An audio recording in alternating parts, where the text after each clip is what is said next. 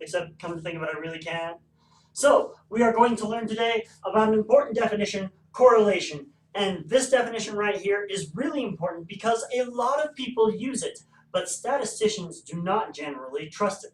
Let me explain why by showing you a couple of graphs. Now, every one of these graphs has the exact same regression line on them. What is different is how close or how tight those data points are to the regression line. Here, those data points are really tight against the regression line. Here, those data points are stretched out a little more, and here the data points are way stretched out. So this is different than the regression line. Here it's height versus salary, and the regression line says as your height increases, your salary also goes up. That's disturbing. We would not like to think that your salary is based on your height, but which of these three pictures is most disturbing? And I think we would agree this one, because here the data points are really closely following the line.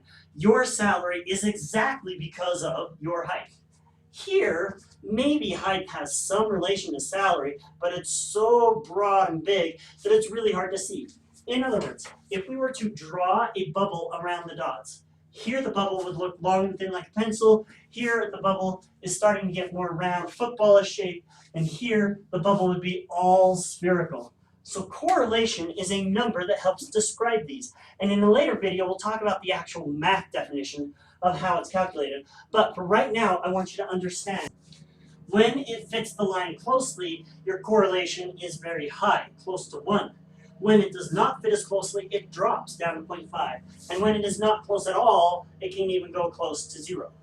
So, we're talking about the correlation coefficient. The letter, as I have already told you, is R, and it can go from 1 to -1. If it actually is 1 or -1, then those dots are fitting the line perfectly.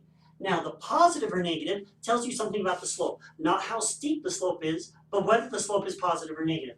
So if I wanted to get a correlation coefficient of -1, it needs to be downward sloping and exactly in a straight line, like that.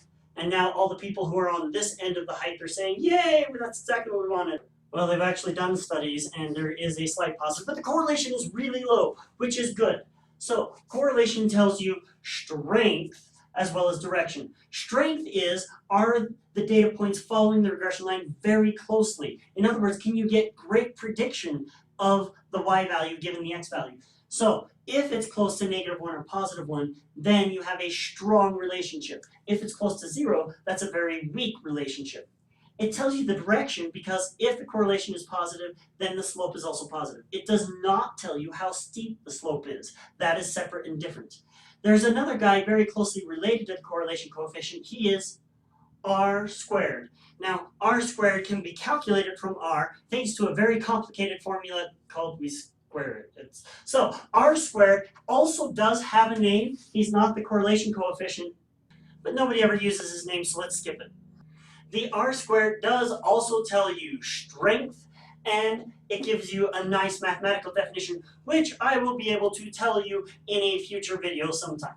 So we lost the ability to tell you the direction thanks to whether it's positive or negative, but we gained a nice mathematical definition. Now, you should be very careful not to rely on R squared and R to tell you if the model is good. And that's one reason why statisticians hate R squared, because people use it to determine whether they've done a good job. No, and let me explain why. Here, R squared equals 0.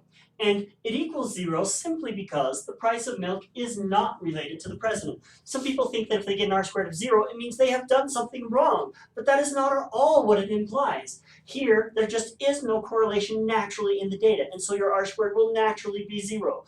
Here's another example. We're going to look at the amount of snow and the IQ of people. And we find that it really doesn't matter how much it snows, the IQ tends to stay flat. Well, there is a relationship. Can you see the line? If you're still getting an R squared of 0, that must mean something is wrong. No, it just means that your IQ stays in the same range. I don't care how much it snows.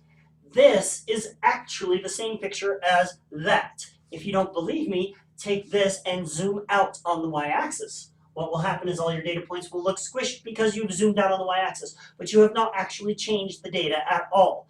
So what this means is, again, there is no relationship.